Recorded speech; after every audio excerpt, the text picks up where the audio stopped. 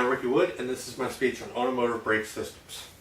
Now, we all know when you push on the brake pedal, your car stops. What most people don't realize is how it actually works, or how it actually happens. So today I want to go over the operation, the theory of operation, and move into the type of systems they are, along with their components, and then finishing up with how to talk to your mechanic about it. So starting with the theory of operation. Now, your brakes are nothing more than a simple hydraulic system. What this means is you have the pressure inside your master cylinder, which I've given out a diagram to you so that you can follow along. When you push the pedal, pressure builds up in your master cylinder, which sends it out to all four wheels. And when you release the pedal, it backs off. Now, according to David Visit,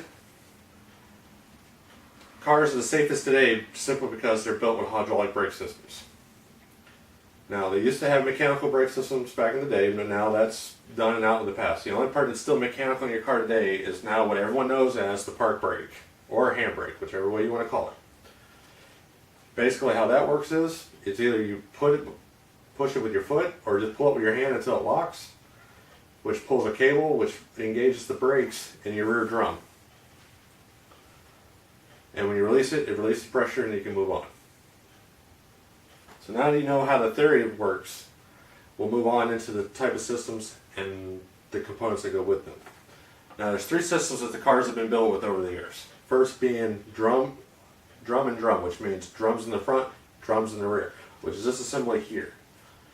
Now, they've kind of gone away from that because now they have disc brakes, which is the picture over here on the left. So today's cars now is either a combination of disc and drum, or disc all the way around.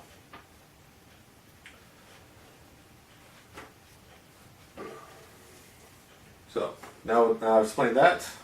Now I'll go into how the whole thing works together by the components. Now, first being your master cylinder. Now, according to John Mead, your master cylinder is the heart of your brake system. This is the one piece that makes everything work, regardless of how it's designed or how it's actually put together. So, fluid goes from the master cylinder into what they call the combination valve. The combination valve just simply diverts it to the front and rear based off how much weight there is on the vehicle. From there, it diverts it into all four wheels, evenly pressured. Now, when it gets to the wheel, there's one of two components that's left that it'll engage into. First one being on a disc setup, it'd be the caliper, which is the little part that's mounted to the top of the rotor. Or inside the drum, there's what they call a wheel cylinder. It's a little centerpiece in the middle. And basically it's got two pistons inside that pushes out on the brake shoes that hits the drum.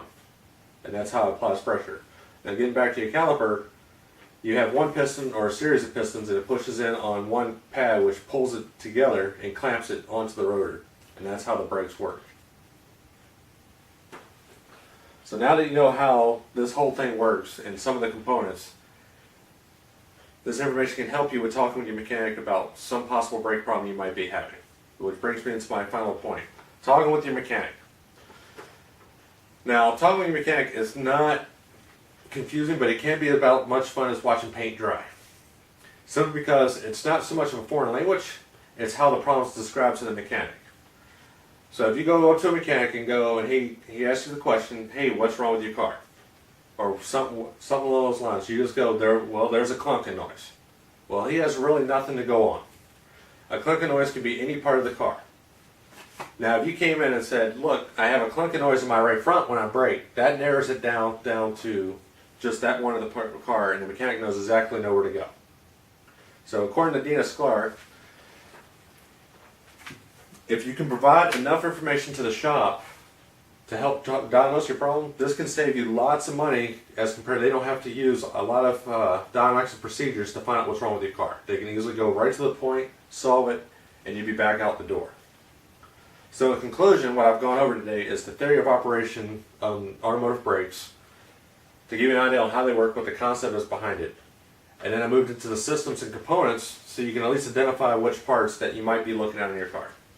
And then I finished up with talking with your mechanic just so he can get a better understanding of what you're trying to tell him and save you money in the long run. So hopefully you can use the information today and better yourself and better everyone around you to help you move your car along when next time you have a problem. Thanks.